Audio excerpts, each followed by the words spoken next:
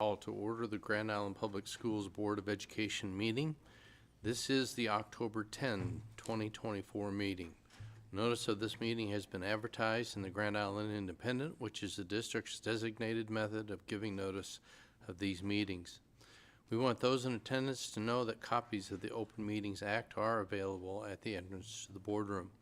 If anyone in attendance is interested in addressing our board, you are welcome to do so. We simply request that you complete the appropriate form and turn it in to us so that you may be recognized during the request to address the board part of our meeting.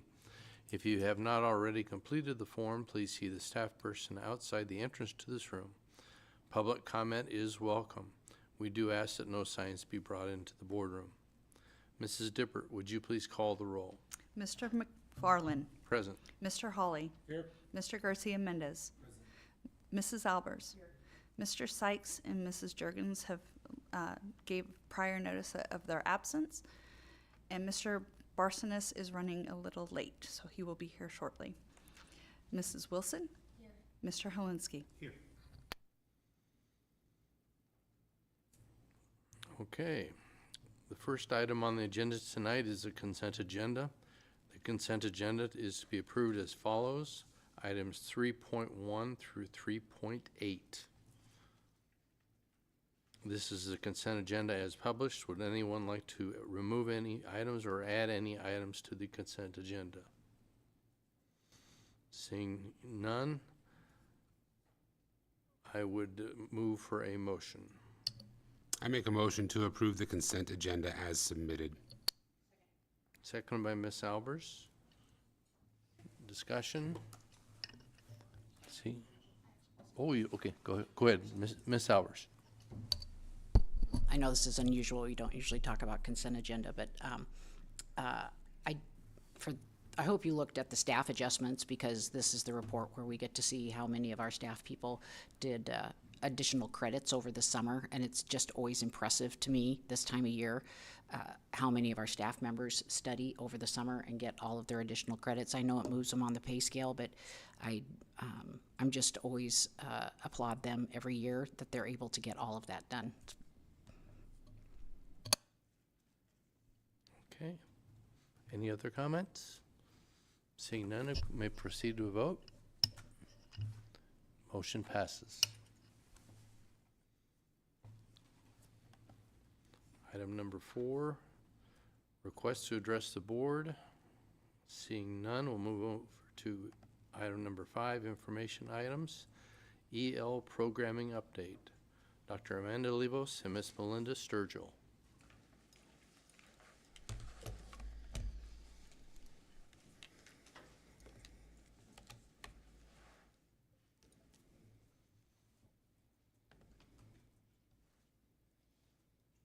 All right, good evening. As always, I'm excited to be here to present to you, the Board of Education, about our English learner programming, including everything that's been happening at the Welcome Center this past year and this school year, and then our EL program in general. You've got to hear from me a lot in the last year and a half, so I brought Melinda Sturgill with me, our coordinator for the Welcome Center, for her to be able to present some of the data coming from our Welcome Center this school year. Just as a reminder, as we go through the presentation today, all of our data is a snapshot in time. We're averaging between 5 to 30 student appointments per week at the Welcome Center. So this has probably changed since even Tuesday's presentation to the board.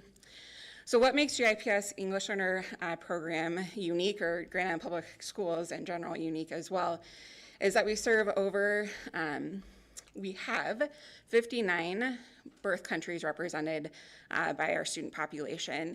And when you look at a breakdown of the top countries, 83% of all students in Grand Island Public Schools are born in the United States. 51% of our EL students are born within the United States. The next country of origin is Cuba, and then Guatemala and Mexico are the top countries where we see students coming from to Grand Island.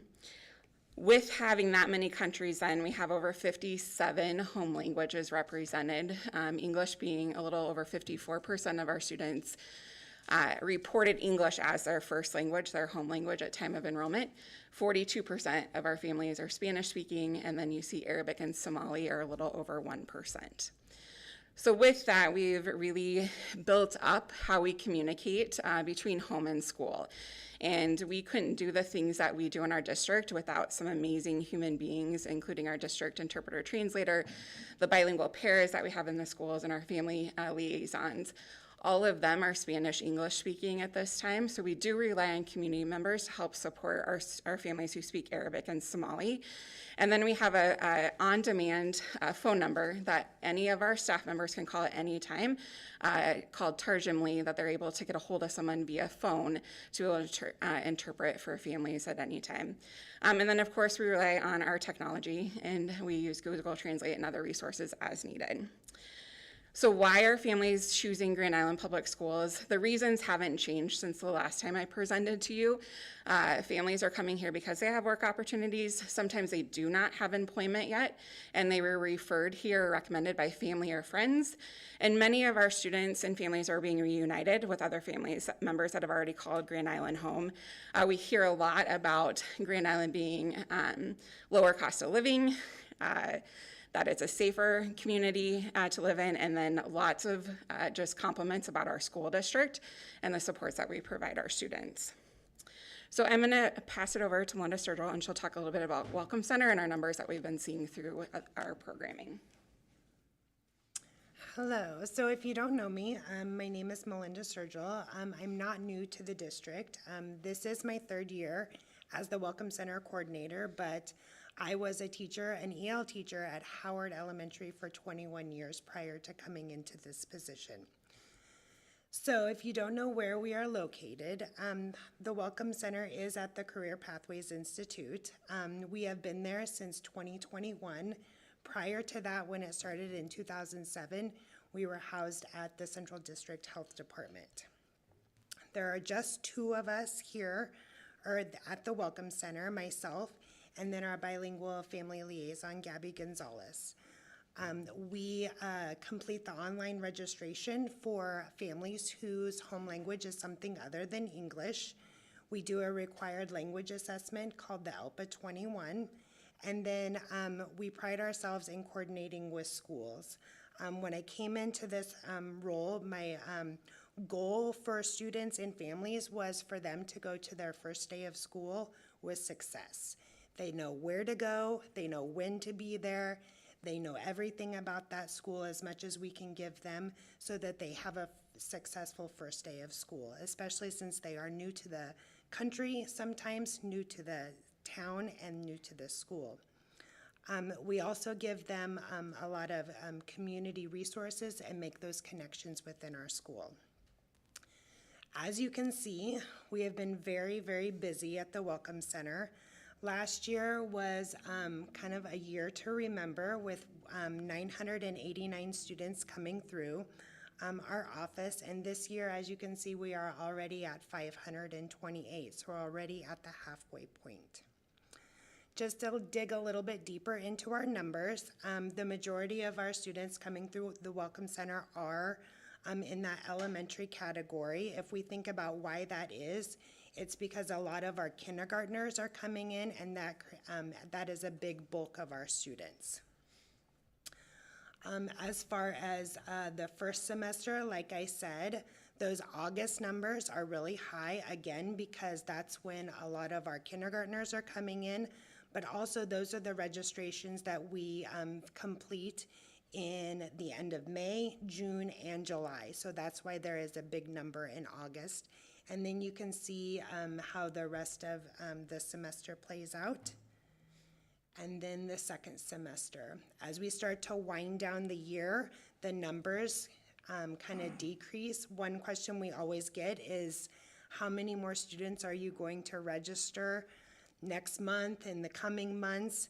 And all we can say is we don't know, but we can look at these numbers to kind of go off pace, or go, what am I trying to say? Predict patterns. There you go. Thank you. So how did we register all of those students? It was fast and furious. And with just me and myself and Gabby doing all of it, we knew we needed more help. So we kind of created this event with Dr. Stevens, and we called it the Multilingual Registration Days. And we held 3 days of registering our students and giving them the Welcome Center experience on a larger scale. We wanted to make sure that all of these students that we registered over the summer could start on the first day of school and again be successful because they know where to go, they know when to go, they have all the necessary documents to start on that first day. We couldn't have done it without the collaboration of not only GIPS programs, but also our community. And you can see there all the collaborative efforts from community organizations as well as GIPS programs. In 16 hours, we were able to register or assess over 101 students. So those are 101 students who got to experience the Welcome Center experience, but also who were able to start on the first day of school. So it was successful. I interviewed or handed out a form to get some feedback from all of those who helped us, and they all wanted to come back. So of course we had to come up with a second event because it was such a successful one, and so we already have dates set for the summer to do this again, and I'm sure we will register even more students then. So our 520 students that have registered so far in the district have joined to a combined 2,547 students in Grand Island Public Schools are part of our EL program. That's about 27% of the student population. You can see a breakdown by elementary, middle, and high school. So the majority of our students are in elementary school, with 36% of ELs being in kindergarten through 5th grade. And you can see the numbers from kindergarten go down to 5th grade, which means, one, we're doing our job. Students are showing proficiency on the ALPA 21 screener and exiting the program through their elementary years. And then you can see middle school and high school, which we'll talk a little bit more in a second. Over the last 2 years, and you probably remember this because I was probably at the board meeting every other month for the last year and a half, but we saw an increase of 379 English learners over the last 2 school years. And so I also don't want to forget about the 9% of students who have recently exited the EL program and have redesignated English fluent. Last year we had 209 students in kindergarten through 12th grade who scored proficient on our ALPA 21 in May 2024, and so our schools got to celebrate with them, which is super exciting. Grand Island Public Schools, again, you can see that big jump, right? In 2022-23 school year, we were at 21%. And you can see where we land with districts around us and other districts who also serve English learners. What Melinda and I, we spend a lot of time, at least twice a year and then once a month, meeting with the Department of Education EL program, and many of those EL directors, EL lead teachers from those different school districts are there, and so we're all continuing to problem solve and come up with solutions to different problems of practice. Here's a breakdown of our 36% of elementary students by elementary school. The purple bars are Title I schools, so you can see a correlation between Title I schools and the number of EL students enrolled there. I do want to point out that we have students in the English Learner Program in all elementary schools, and we have EL teachers who provide services at all elementary schools. Looked at a breakdown of our secondary students. I think this is the first time in the 14 years that I've been the EL coordinator that Bar has outpaced Walnut in the number of English learners. So you can tell the community impact of where housing is and where our families are moving has impacted student enrollment in our EL program by campus. And then with us, Westridge starting a newcomer program, then you can see that their numbers have increased over the years as well. Newcomer program is one of our many continuum of services that we provide our students. So we have full day service newcomers for grades 2 through 12, and then we have pull out and intervention time and targeted support at all those different levels. And then there's some students who receive their services in the general education classroom. They're near proficient, and so it's a lot of collaboration and consultation between the EL teacher, our EL district staff, and the classroom teachers and buildings. Again, who are newcomers? Because I know that came up at the last board meeting, or just where are we at with our newcomer numbers. Students who qualify or would benefit for our newcomer programming are new to a U.S. school, so they've been in a school for less than 1 year, and they scored proficiency not demonstrated or emerging on our screener. And many of the time students have limited or interrupted formal education when we look at their history, their background history. So if we look at last year, I want to point out middle school and high school, the majority of students who came through our Welcome Center were newcomer students. So if you look at middle school, we had 159 middle schools that came through last year, 140 qualified and were placed in our newcomer program. And then you can also see at the high school that the majority of the students are. If you look at total numbers this year and who qualifies for newcomers, we're seeing kind of a shift at the high school level, where only about 50% of the students we've welcomed this year are benefiting from newcomers. The rest are going into our sheltered instruction or into gen ed classes. And so that really reflects there's a lot of movement within the country from states like Florida, Texas, and California to Grand Island. 13% of our EL students are in the newcomer program, so we have about 338, which changes on a weekly basis. The shift in staffing has really helped support that. So in the last a little over a year and a half, we either added or shifted staff to newcomers, 3 teachers at Stolly Park, 2-5 newcomers program, 3 teachers for the middle school level, and then 3 teachers at the high school. And so we still have some pretty large class sizes at the high school, but it's because of how they're doing their placement by proficiency level and trying to meet the needs of the new students coming in. We value the multilingualism of our students, and that they have a language coming to us, but the ultimate goal of an EL program is proficiency in English.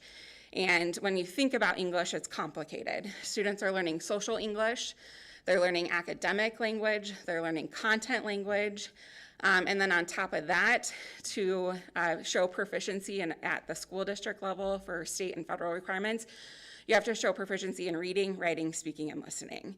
And so they're doing all of these things at their own, everyone learns English at their own pace as well. And so when we think about it, our end goal for all of our students is graduation from high school. Same requirements, whether you're a multilingual learner or a newcomer, it's the same graduation requirements, but our students are going to take different paths to get to that. And so one thing that we can really celebrate is thinking about last year's graduating class of 2024. 23% of the graduates started in a GIPS newcomer program.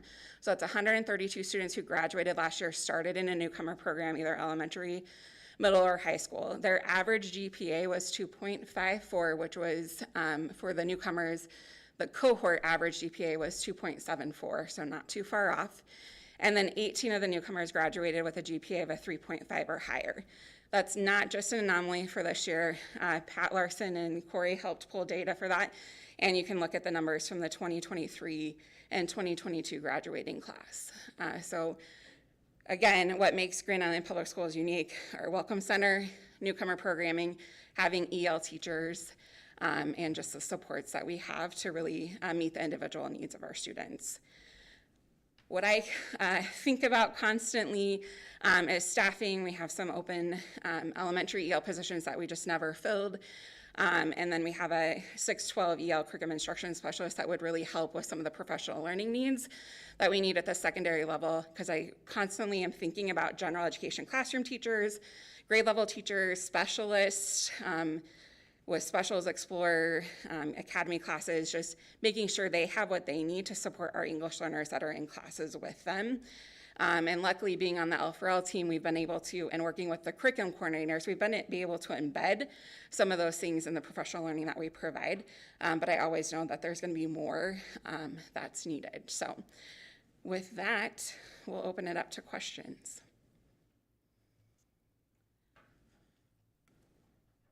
Mr. Hawley. I see on the last slide, you were talking about the staffing needs and the professional learning. With the numbers going up again this year, is the model that you have right now at the Welcome Center with just 2 employees sustainable? As of right now, yes. I think with our registration days over the summer, that really helped out. Otherwise, those 101 students would have had to been filtered in August. That's why we have the plan for next summer. But as far as once the beginning of the school year gets rolling, then the number of appointments do start to decrease. So the 2 of us, yeah, so far we're handling it best we can, yeah. Okay. And one more question about staffing. I'm assuming these positions are incredibly hard to fill. Yeah, we didn't have applicants, and then I'm a proponent of filling classrooms first, right? Jenna, teachers first, and so we have been able to make do with the staffing we have, but it's always like we could utilize more in certain areas. So it's just a thing to keep an eye on, right? In order to keep up the model of having opportunities for pull-out for students and that collaboration time. But our teachers are doing amazing things with what they have. But newcomers were. They felt better this year with some of the changes that we made too. And we also have a start date. So like newcomers that have appointments, we have 1 day that they start. So we've been able to do some really cool onboarding things at Stolly Park and at the high school and at the middle school. So it's not like every day they're getting a new student. It's like we have all new students starting, and then they get a tour of the building, and they can do some things with principals, do some things with counselors. So just more intentional about how we're making that a welcoming event, which then in turn helps support our teachers be able to prepare for students walking into the class the first day. Got you. Great presentation. Thank you. Thanks. Mr. Barcenas. There you go. Thank you. Sorry, I keep guesstimating my time between the other side of town is shorter, so I was apologize for walking in late. But I have like 4 or 5 questions. But going on the last comment that you made about how you guys populate the classroom, I think it's so I was an ESL student back in 1994, and I've worked with Amanda for the years, and we've seen things change. So I think just for the general public, knowing the reassurance of kids don't just get dumped every day in the classroom, because I kind of seen that stuff go, and people ask, it's like, oh my goodness, they're being overrun. That's not how it works anymore. I mean, you guys have a system that has shifted, right? Yeah. Perfect. Do you see any trends, or you track any trends on like the slide that you have with the other communities like Schuyler, Fremont, and have a high immigrant population? Do you have any, or do you trace information of who's kids that are moving from Schuyler here or back and forth? Do you have any of that information, or do you see a lot of movement from second migration within the state? Some, I don't have a specific number, but we get emails from Lincoln and Omaha. Majority Lincoln Omaha is where we get the emails from that students are moving back there. Okay, awesome. No, and I think that's just curious to see how, as our community changes and economy changes, it'd be just great to see what's happening in the other communities. Which leads me to the other question of, did you say the number of students at the high school was at 50%? Is less or more than last year? Does that make sense? I wrote it down here, now I can't remember my exact question. But what was the participation for ELA students at the high school level? So last year we had 196 students come through our Welcome Center. Of that 196, 135 were newcomers. Okay, perfect. And then this year we've had 62 students come to the Welcome Center so far. Only 36 have been newcomers. And maybe you addressed that in there, but why is the reasoning, or why do you see this trend? Some is movement within state and out of state. So we've seen families moving in from California, from Texas, and we've always seen a lot from Florida. So we've had students, this is our second move within less than a year for some students. Awesome. Sorry, I have lots of questions, guys. graduation rates, we talked about graduation, and even when I was part of the growing population of how you test out of ELA and how you go through that process, there is a big misconception sometimes that ELA students, we're just pushing them to graduate, but kids are earning credits. Not every student is they do, some of them speak the language, and I mean, in our experience, we saw kids that learn enough English in 3 months, 6 months, but every student earns enough credits, and that's when they get to graduate. Nobody gets a free pass. No. The diploma is based on the same core credits and elective credits that any student has to take. It just, their path is going to be a little bit longer, and they can go to school till they're 21, because in the newcomer program, we're awarding elective credits because we're not working on grade level standards, except for the students and newcomers that we've given the math placement to, who have placed into algebra and can earn math core credits toward graduation because they're working on the same standards. And so that's probably the biggest uphill battle for our students, is the 4 years of English. And that's a conversation that I have with people across the country around that, because they're learning English, but it's not the English ELA standards that are the core credits are based on. Yeah. So yes. And I think it's a great kudos to the district and to your team. And as I see the information, it seems like now you can actually measure apples to apples in a way, right? Because over the years, you would have some different trends of immigration, of who's coming here or how they're coming here. But now you have more information. And being an ELA student or migrant student is not a synonym of undocumented. It's not a synonym of not having credit. It's not a synonym of not knowing the language. So it's more complex than that. So as you present this information, I think is important for the community to know. And also, when I remember, again, 30 years ago, for about a decade or a decade and a half, we would hear that our demographics were changing, right? And I think we're now at the other side of the things where our demographics have changed. And at least one of the shifts that I've seen in our community is I have one daughter that has learned Spanish through work and her friends, and that's how she learned Spanish.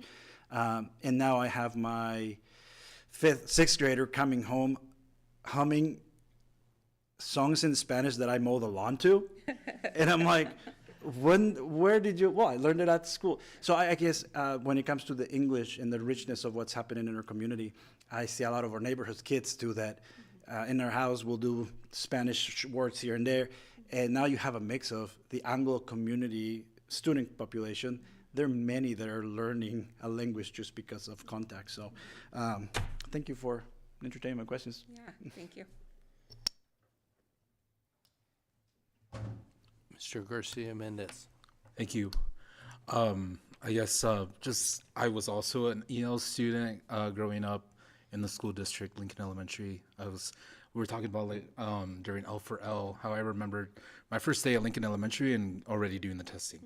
But it felt like a welcoming environment. So it was my own welcome center. And now, next week I'll be there as a pirate serving food. But I want to talk a little bit about staffing. You said elementary EL positions and then that curriculum and instruction specialist. I guess on the side of curriculum and instruction specialists, can you talk a little bit more about what does that look like? Because I think what a lot of people in the community maybe don't understand is that a lot of what the admin here do is quality control, right? We want to make sure that our teachers are developing themselves, that we're developing, that we're all learning new curriculum, following the data, right? And I think if you just want to speak on that a little bit. Yeah, for sure. So we have had in place a K-5 EL curriculum and assessment specialist, instruction specialist, and a 612 for several years. With just the needs at the high school, instead of filling that position, I said we need high school newcomer teachers in classrooms. And so we just left it unfilled. And those positions are funded directly out of Title III funding. And so again, our K-5 EL curriculum instruction specialist, she serves 14 elementary buildings. She works not only with our EL teachers to help them problem solve and plan and do all those things, but is working with principals, working with academic support coaches, working at PLCs with gen ed teachers, just to answer their questions, help support them, and get them the skills that they need. Because the best professional learning is job embedded professional learning, right? In the moment, talking about the kids that you're serving on a day-to-day basis. When we had a 612 position, she was busy between having 3 middle schools and the high school, and she did not support EL teachers as much as she supported classroom teachers who just needed someone to come observe, verify, right? The things that you're doing, those are good strategies for ELs. I've been trying to take that on myself, and it's a lot to do everything for that, and just more people are curious and asking the questions, which I appreciate, and with that, I want to be responsive to their needs and be able to help support them with planning and instruction, being intentional of how we're supporting our ELs in the classroom. Because you don't have to have an EL endorsement in the state of Nebraska to teach EL, or even you take one multicultural education class to get your teaching certificate. And so a lot of times it's just reassuring teachers you're doing the right things. Just being more intentional to support your multilingual learners with that. Awesome. Thank you. Yep. I guess last question, because Mr. Brasinas took a lot of the other ones. Can you speak on the benefits of multilingualism and just how it is an asset and not a deficit? Yeah, absolutely. So there's brain research that it's cognitively good for anyone to learn another language. You're building lots of connections and bridges. There's also research that shows that students perform better academically as they're learning 2 languages. Career opportunities, I mean, that's an obvious one that just bumps it up for our students to be able to apply for things or look for things. One of our student volunteers for the summer event was a Somali-speaking high school student who helped, and she's like, oh, I'm not going to be needed. Oh man, was she busy. And we've convinced her that she should come back and work for the school district. And she's like, I didn't realize this could be a real job. And it's like, yes, and you have the personality and the skill set to do that, right? And then, multilingualism helps build cultures, right? You're culturally aware and opens your world view with it. One of the things that we're doing as a district is we have a plan in place at the high school to support students in getting their seal of biliteracy.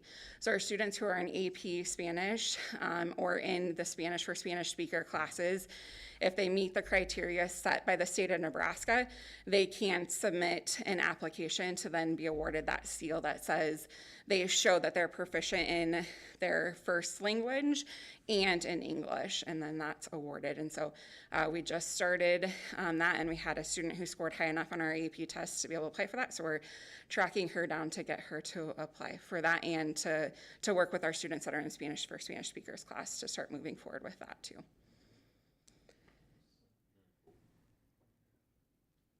Okay, any other questions? All right. Well, thank you very much, Dr. Levos and Mrs. Sturgill. We sure appreciate what you do. It is a grand thing, and we are thankful that you're there to take care of these kids. Awesome. Thank you.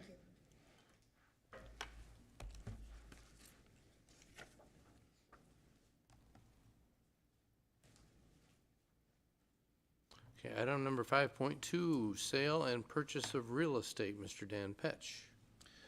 Thanks, President McFarland. We discussed this in exec session, but I'd like to recommend to move forward with purchasing a property just to the south, immediate south of Shoemaker. With little history there, back in the bond time of 2015, we reached out to that owner and asked if they would be interested in selling that property. And of course, they were not at that time, so we moved forward with our design and did what we did, and it is what it is now. Works pretty well. But recently, that owner reached back out to us and said, "Hey, we are ready to divest of this property, and would you be interested?" I would say that yes, we very much are. For future, I think in my mind, long-term planning, we would acquire that property to just secure it, clear it. And then at some future time, expand our parking lot for the Shoemaker School. And it's a need. It's not the super high, but we do have a lot of kids and people there, and so I think that that'd be a good future project for us. And so would like to move that forward with your approval later on tonight, if possible. Any questions you might have? And anything I might missed on it, the sale price was $75,000. Mr. Hawley. I don't think we talked about this. Maybe just a side question. We talk about expanding the parking lot. Do you ever see there being a need to expand the school? So maybe shifting the parking lot and putting new structure over top of part of the existing parking lot? Probably not. When we look at buildings and as we expand them, the model we like to land on when we're done would be a 4-unit building, and that's what we did with this last build. So, you know, could you? Yeah, but it's just not the most efficient model, and so we'd probably think about trying to, you know, build a new building at some other location if that need arises in that area, which it probably will in the next 10 years or so. But right now, I think that the building itself should probably stay at the size it is, and if that, again, that need arises, I think we need to consider building an alternate location. Thank you. Thank you. Any other questions for Mr. Petch? Seeing none, thank you very much. Thank you.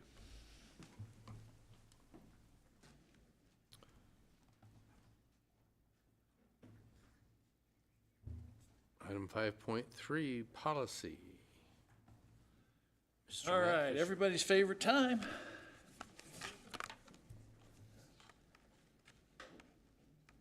And I got to tell the policy committee this the other day, but I haven't got to share with everyone that I found a whole bunch more policies that we need to go through, so we're not gonna run out of them anytime soon. So, all right, starting out here with policy 7511.1, which is the option enrollment policy.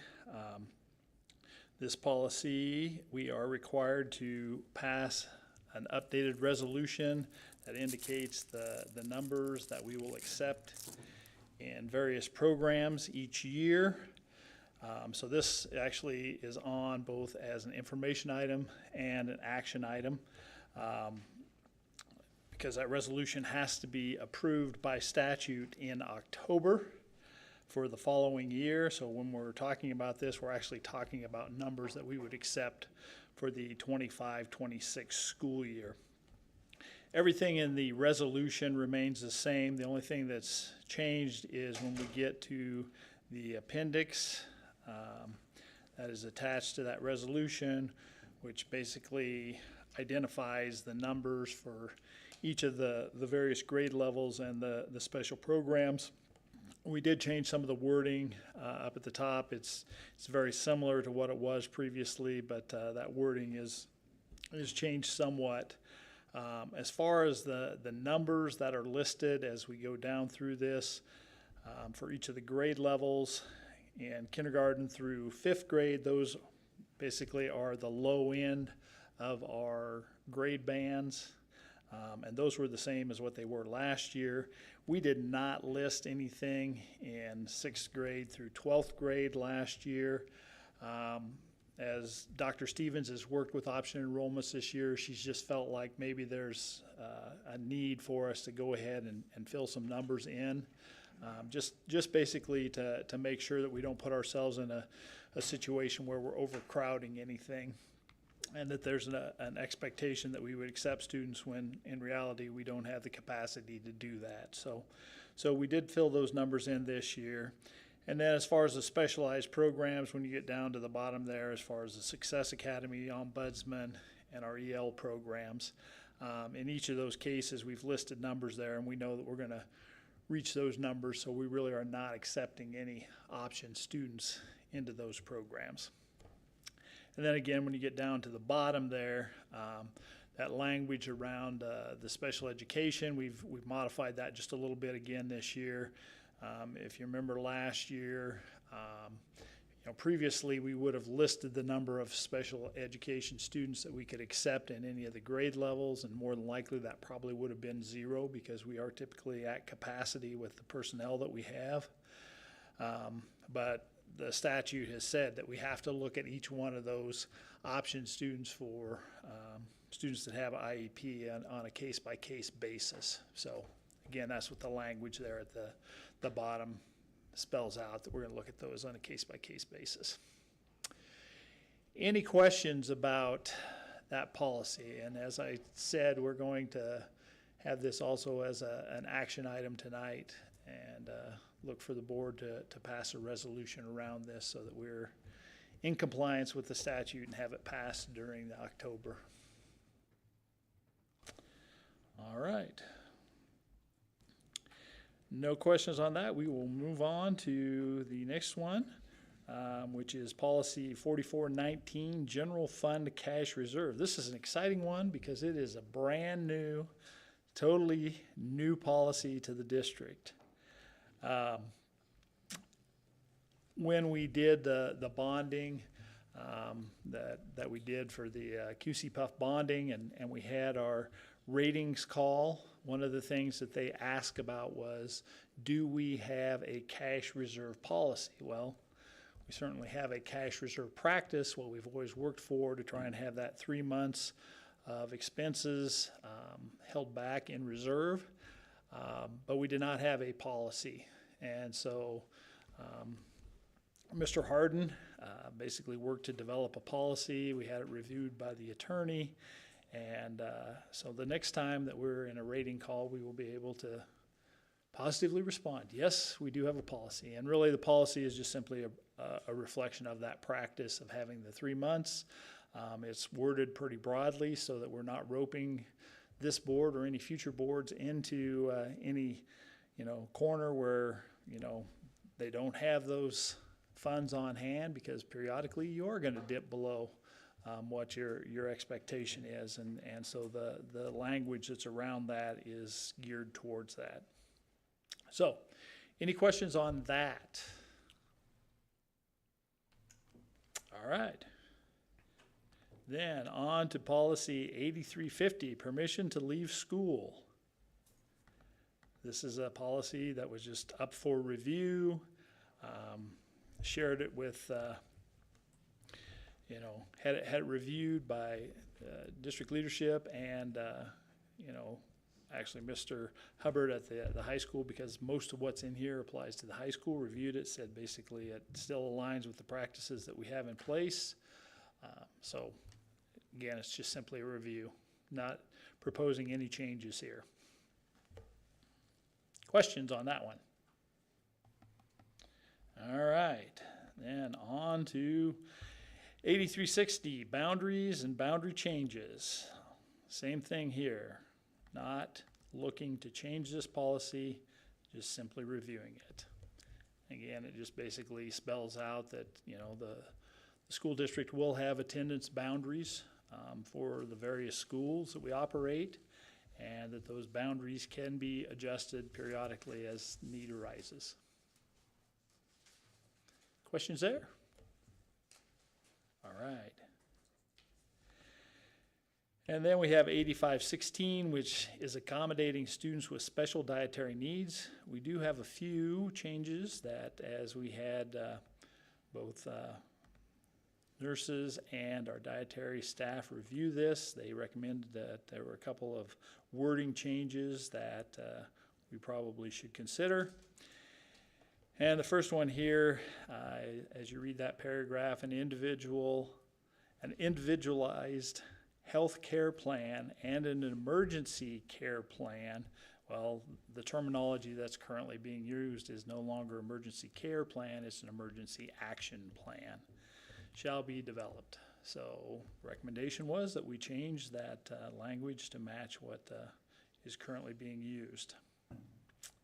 And then as we move on through this, there were a number of places that physician was referred to, and the feeling was that should be healthcare provider, because in all cases that is not a physician. It may be a physician's assistant, it may be someone else that's providing that information rather than a physician.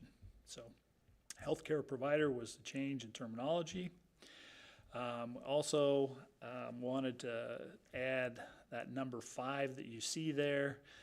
which deals with completing and returning the designated form for special dietary needs. We have a form that we have people that are requesting a special diet. We have them return that form. So we thought that probably should be listed in those parent responsibilities. And then again, down there in the student responsibilities, we talked about healthcare provider rather than physician. Oh, no, actually, that was an add-on. With both parental and healthcare provider consent. So not just parental consent. We felt like when we're going to use an EpiPen, it needs to be indicated by the healthcare provider as well.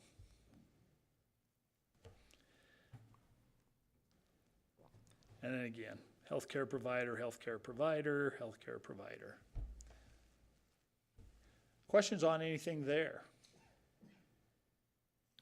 Ms. Albers? The form that parents have to return, is that available online? You know, I don't know whether it is or not. That was the dietary or nutrition staff people gave me an email that showed me the form that we needed to complete, but I didn't ask that question. So that would be a good question for us to ask. It'd be nice if it was available online so people just, I wouldn't be surprised that it isn't, but I sure don't know that for okay, sure. thank you. Any other questions? All right. That is all I have in the new policy stuff. Okay. Item number 6.1, annexation agreement, ordinance 9938, Wildwood Business Park. Mr. Virgil Harden. Good evening, and remind you that we talked about that as a information item last month, so very quick review. Standard practice when the city of Grand Island annexes property into the city, and it is currently at the time of annexation in Northwest Public Schools. We enter into this type of agreement. So this particular agreement is for the Wildwood Business Park annexation, and the dollar value of the agreement is a lump sum payment of $43,099.86 that basically honors the financial impact of the school district losing the property, and then of course once it comes into the district, it's in our district boundaries forever. So I would conclude my comments there. Does anyone have any questions for Mr. Harden?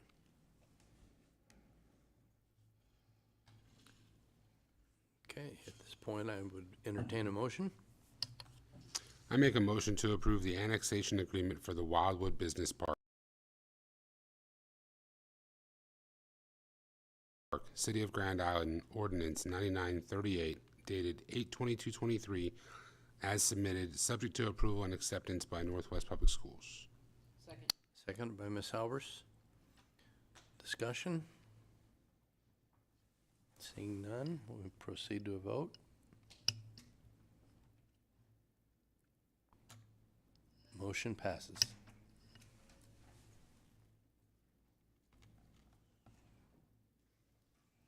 Okay, item number 6.2, sale and purchase of real estate. Mr. Dan Petch.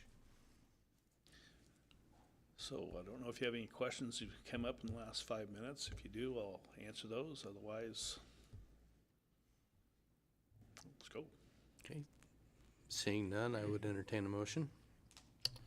I make a motion to approve the real estate purchase agreement as presented in the amount of $75,000 plus closing costs to be paid from the special building fund and grant administration the authority to fully execute the transaction.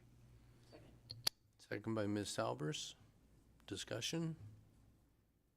Seeing none, may proceed to a vote. Motion passes. Thanks.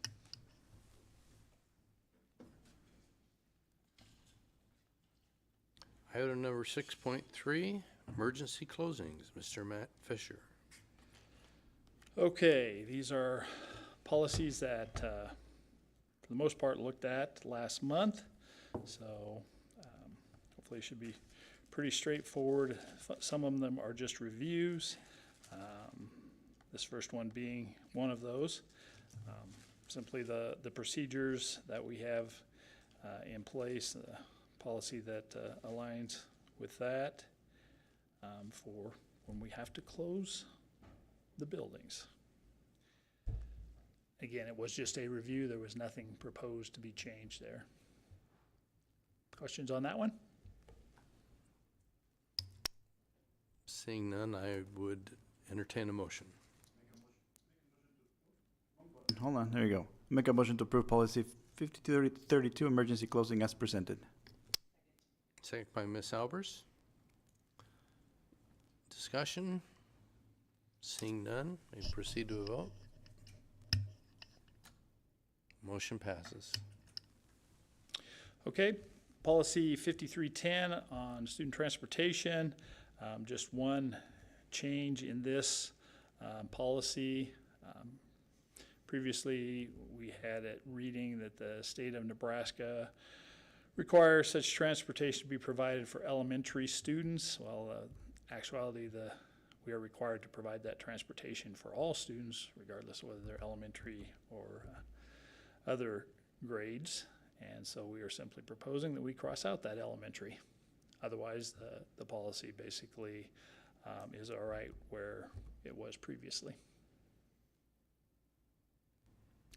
Any questions for Mr. Fisher? Seeing none, I would entertain a motion. I make a motion to approve policy 5310, student transportation services as presented. Second by Mr. Garcia Mendez. Discussion? Seeing none, may proceed to a vote. Motion passes. Okay, policy 7511.1, which is our option enrollment resolution, which is what we just covered here a few minutes ago. Once that would be approved by the board, then is a resolution will require the president's signature as well as the secretary's. Any questions for Mr. Fisher? Ms. Albers? We don't have to read this resolution. Sometimes we read resolutions. Sorry. You don't have to read it all. As long as you're approving it as it is presented, I don't believe there would be, if you want to read it, you are certainly welcome to. You make the motion. But I believe you can, I believe your motion could be simply to approve the resolution as it is written, and I think you'll be fine. Any further questions? All right, I would entertain a motion at this point. I make a motion to approve policy 7511.1, open enrollment resolution as presented. Second by Ms. Albers. Discussion? Seeing none, proceed to a vote. Motion passes. Okay, policy 8320, compulsory attendance. We had a couple places we needed to clean up some language here. Basically, this is the policy that enacts the process that the state's put in place for a student who wants to withdraw from school. Once they are 16, but they're less than 18, then there's a process. And part of that process is, working with the student and the parent to sign the form that the state has provided. And we had actually said that we had an 8320.2 form, which no one could find. So we just changed the wording simply to say the Nebraska withdrawal form, the Nebraska withdrawal from mandatory attendance form, and that can be found at the NDE website.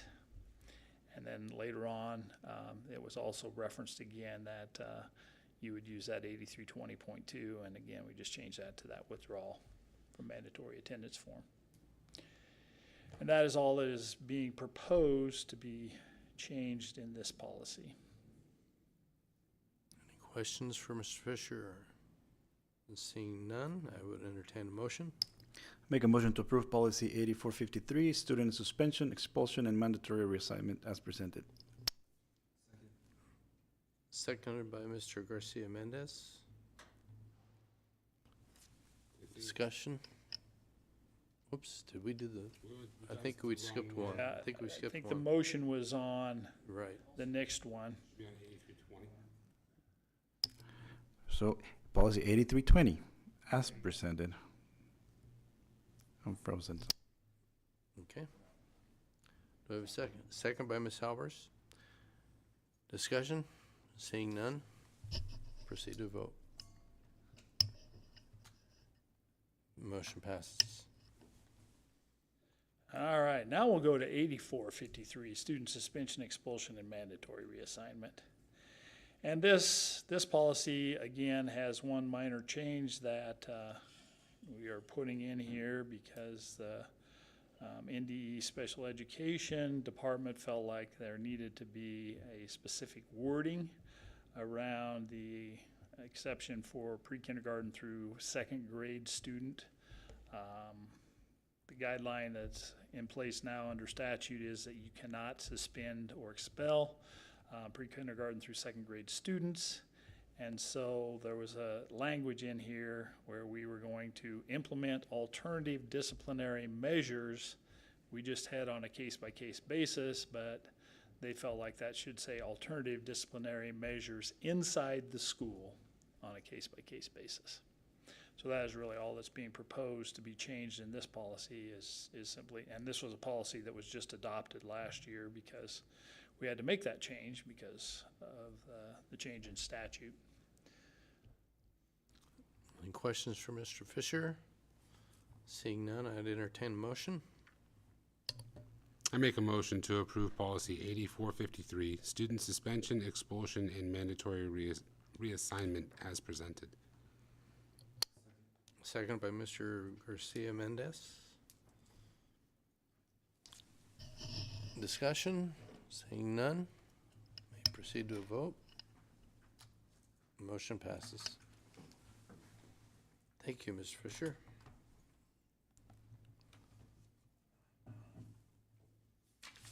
Okay, on to the report section of the meeting. Do we have a Grand Island Public Schools Foundation report? We do. We do. Do you have one? Do you want to read it? No, I want to read it. It's in the notes. I was just confirming. You have that, Mr. Fisher. All right. There we go. All right, here's the report that we have from the foundation. The foundation announced its gratitude for all the outstanding support for their third annual Harvest fundraiser. We are appreciative of the support of GIPS staff, administration, boards for both GIPS and the GIPS Foundation, as well as the overwhelming support of the community. Thank you to everyone for your stupendous generosity. The GIPS Foundation is partnering with Gear Up to offer a scholarship fair for our students and parents at the Islander Annex building on Thursday, November 20th of 2024. There will be presentations on the local scholarships application and booths for students and parents to visit. Several college partners have agreed to be there, as well as Education Quest and the Gish Academy principals and counselors. And finally, the Foundation's College Scholarship online application will open December 1st and is accessible at the website gipsfoundation.org. That concludes the Foundation report. Thank you, Mr. Fisher. Okay, item number 7.2, Mr. Owen Williams, the Student Representative Report. Hello, my name is Owen Williams, and I am this year's Student School Board Representative for the class of 2025. And firstly, I'd like to thank my classmates for having the confidence in me to represent them here, and I am determined to live up to their expectations.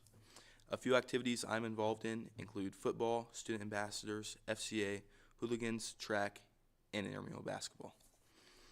So at Gish, some of the fall activities are, yesterday we hosted a prep rally that was put on mainly by the Gish class officers, and it was the first prep rally that we've had in 3 years. and it was quite a success. There was about 400 Islanders in attendance, where we played games, pied teachers, and announced the homecoming court. Coach Doyle and Mrs. Gernstein, no, it wasn't Mrs. Gernstein. the one, the pie thing, Yeah, it wasn't her. was Mrs. Gernstein. You never had this before. Okay. It was so totally Mrs. Gernstein. I swear, I had Mrs. Gernstein. I don't think it was Mrs. Gernstein. I want to know. It was. Okay. The musical. This year's fall musical is The Little Mermaid. Premiere night is November 1st, and tickets are now on sale. The band earned a superior rating and second place overall at the Kearney Band Day. It earned third place and a superior rating at the Harvest to Harmony Parade. Girls golf. The team placed fifth at districts, with junior Katie Loafing placing ninth individually. Katie Loafing and Sarah Wickman will be competing at state golf next weekend. The cheer team hosted their fall camp last week, where there was about 100 K through 5th graders. They learned a cheer routine from the high school team and got to show off their skills under Friday Night Lights. For the cross-country team, senior Kaden Bolts and junior Katie Johnson both broke school records this year at a meet in South Dakota. The softball team is at districts right now in Papillion and La Vista. Yesterday they went 1-1. The Gish volleyball team is currently ranked seventh in the current coaches poll with a record of 18-6, and tonight they have their pink out game. Events around GIPS. Gish hosted a college fair Tuesday. There were over 40 colleges, universities, and recruiters in attendance. Authors Jim Monroe and Alan Katz visited several elementary schools, and they discussed what it's like to be an author and shared a couple books with students. Star Elementary had a family literacy night that hosted around 300 people. Jim Monroe talked with families about the importance of writing, and kids also got to enjoy food and fun with Imagination City Children's Museum. Gear Up has taken 77 students on college visits so far to all three CCC campuses in UNL. They have 136 signed up for college visits to Wayne State, UNO, and UNK. Gear Up also recently had a volunteer fair with 14 agencies represented and around 550 students attended. One new thing I want to do is called a staff shout-out every month. And it may be a little biased because it's made by me, so it's going to be staff that I interact with.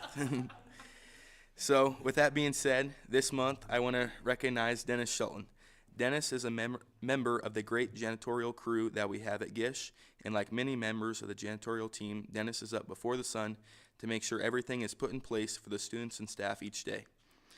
Dennis takes great care of the new Memorial Stadium and has spent many late nights cleaning up popcorn from the rows of bleachers. But even with the early mornings and late nights, Dennis always says hello with a smile on his face. So thank you, Dennis, for your years of commitment to our school. It's appreciated more than you know. With that being said, I'll open up for any questions around my report. Mr. Helinski.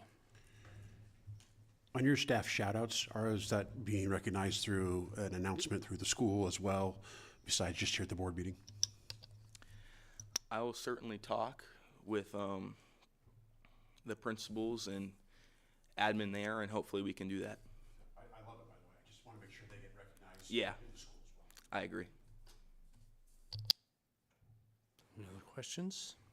All right. Well, thank you very much, Owen. We appreciate your report. Item number 7.3, the superintendent report. Well, Owen, you'll have to make sure and include Mrs. Gernstein in your staff shout out sometime along the way, because she was the one that got the pie in the face. Now, I can explain why Owen didn't understand that, because he was still, celebrating the fact that he is one of our homecoming. You know what? It was Mrs. I was thinking of Mrs.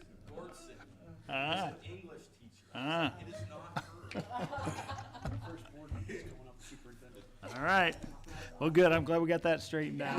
So, again, Owen was probably a little cloudy right then because he was celebrating the fact that he is one of our homecoming king candidates. So congratulations to Owen. So no, the pep rally really was a neat event, and as Owen said, we had over 400 students there, and the thing that is really impressive about that is the students were released from school at 2:00. The pep rally was at 2:15, and it lasted till about 3:15. And so, these were kids that said, "This is what I want to do," and it was really a neat, well organized, a lot of fun, and I think the intent from those senior class officers is to do one for each.